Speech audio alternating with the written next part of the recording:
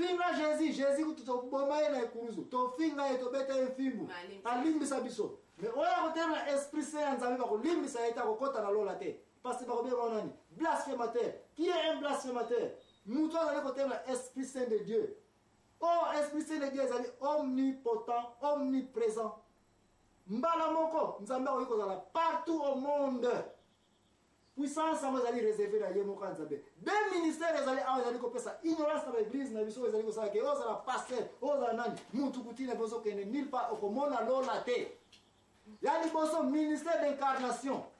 Kokoma nzoto kobonga na kokoma molimo ki ya koza kobenga kindoki. So kwa iko mona mutu quelque part na monde azali ko accepter ke mutu ko longa na nzoto na yakomi molimo alonga na molimo akomi na nzoto ki ya mona ba église bere to na babalabala partout okende. Oyo kuta église oyo oh tata oyo akoyiko benga na bandoki yango bazali bandoki yango tuna ye passer yango mbiku yango akoyebisa ke oui parce que bazala tumongo moni na buto ala tonga komi kuna ba mbiku de boye ba passer aboye ce sont des blasphémateurs ba komona lola te ba mikati yango déjà été nzambe na ministère d'incarnation ça na Jésus ye moko kaka te bandoki pe bakoyiko sala yango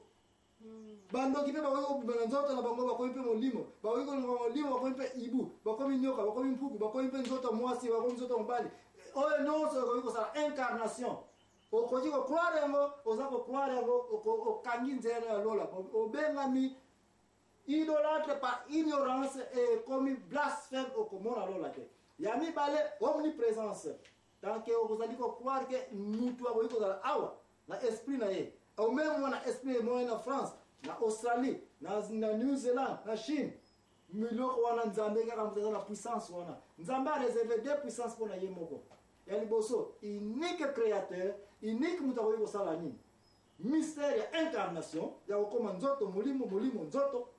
ya mibale omniprésence partout Dieu partout est présent partout nzambe kaka muteza na présence wana nzambe kaka muteza esprit wana soki yo mutako yiko koma na biloko oyo ya ko croire que moninga na mutako yiko sala biloko boye ozali idolâtre ozali surtout grave encore blasphémateur et ba biloko bondi ya ko kuta na pasteur na basali ya nzambe ko sasa twakirda ko éviter église nyonso basambela ka contre bandoki passer bandoki bazali et ba nyonso bazala ko croire que ya mwana matena biso lelo mingi ezali constaté na bana mike na lingi bana mike bayoka biso malamu bakola na esprit saint. Esprit saint ozali koloba ya kobikula te mais esprit ya mutu azali na ba croyance mususu te en dehors ya makanisa idolâtrique bandoki bazali ke ba ko créer.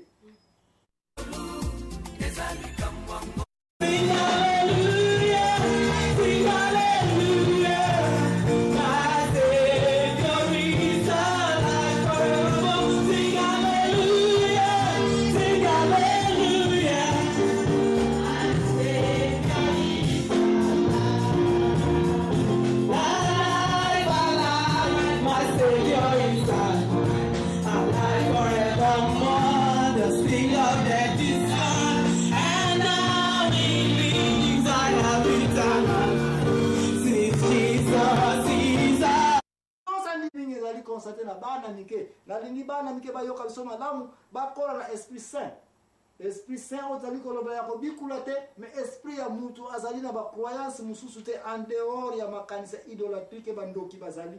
ke bakoki ko créer ke bandoki bazali bakoki komona na Matadi na Luanda na Lubumbashi au même moment na lingi bana mike désormais o bazali kolanda ngai bokola na buzoba ya tata na binote boko na buzoba ba biso ba yala binote batokosa mati ya kokanisa yete bando ki baza capable ya ko créer bongo na kacha malabate bongo ba mso zanga mona lali mona zo ganga pe wala to kolobela ngo après makanisa mutu to lobela ngo poso laleli makanisa na ye ko banga na ye ko banga encore une fois oyo to lobaki yango rezo ba bazo ke sala idolâtrie ono to banga nini ko banga ya donc ba poso wala pona pe makanisi oh mutu na loti ye nzala so loti se si mutu wana bien alobela ki maladi pe osomona e bongo susu oyo sako papa na ngai na mona ki na butu e mwana ba déplacer wana asomona papa na ye force mutu valini mwana ngo peut-être tanga sa ki jeune fille o azana botse manka mwana zala kita komona papa na ye baby fille na ye akiko so ba zebi na ye Ozo comprendre? Yo pesa biso conseil siko suko zaina ngo conseil na mama te oya idola pona moni ekoti yo siko. Pesa biso conclusion na yo si lido. Non, to bima na boso bwana. Pona sina yo kiango papa na ndoki. So natali papa je ne crois pas papa wana zandoki. Pona ndenge na yebi bato nyoso babenga bandoki baza ba innocent. Bato wana mona bato wana baza motema boboto, bato wana basana ba eda ya trop lelo oyo mwana boti. Propre mwana komi ko benga yo na so mona papa soki na lali. Bo mwana wana ta onza ki jeune fille. Batu wana iso sala makabana na ubi azuzemi ba classe a BBC ali akomi ko bani na somo na papa na ye ozo kanga frère na makanisi ya banga ndox oh mwana ya liboso somo na papa oya mi bale so ya sate so ye pa somo na papa bona nini o BBC fina yo o bien ozuba zemi o be classe oningo kenete papa siliki po papa gangi yo so oh papa po papa siliki linga yango mama na so butu so na leka na somo na papa mutakala wana za lukuta bolonga soba wana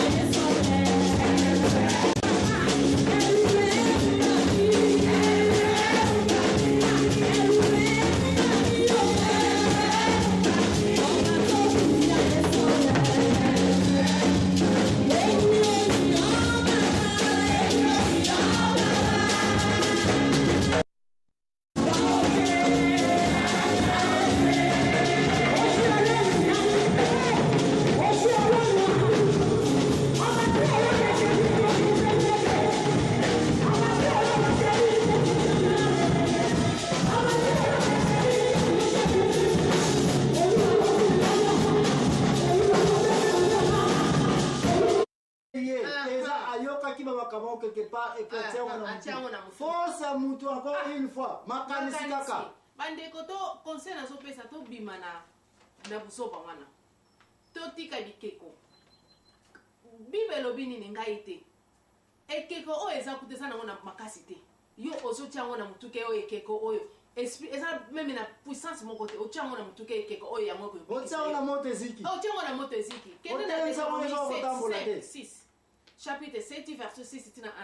1 verset 5 tina 6 hein ozo chama kaniseke ekeko oyo soki bapesi ngango na latengo na kingo na luketo o na tiango na fimo ndako oyo soki na beleli yango na sokende eko protéger ngai oyo nyonso nakobelela na ekeko oyo nyonso nakoloba ekondima ekeko ya dagon toyokia ekweyaki ezikaki ekweyaki ebukanaki kutu yo ozotia makanisi nini ekeko oyo ekobikisa yo bima na buzoba wana bima ebende oyo eza eloko eza ata na makasi te otia yango na mutu medaille nyonso soki nalati yango protection nanga ezali yango medaille yango tiango na moto ekomi mai kende na Lévitique chapitre 26 verset 30 ekoyebisa babiloko oyo eza malamu te ndeko Lévitique 26 30 ndenge okutolobi nzambe alobi ke merci lokola bimisi Lévitique 26 30 soko otangi mokanda Lévitiko 26 30 nzambe aza koloba ete ndako anganga mwanga yango panza yango donc elingi koloba ete nzambe alobaki nakodétruire bandako nyonso banganga parce eza na influence ya koendoctrine bato kobebisa bato nganga nzambe azali koloba ndako anganga panza yango apesaki ordre détruisez surtout ces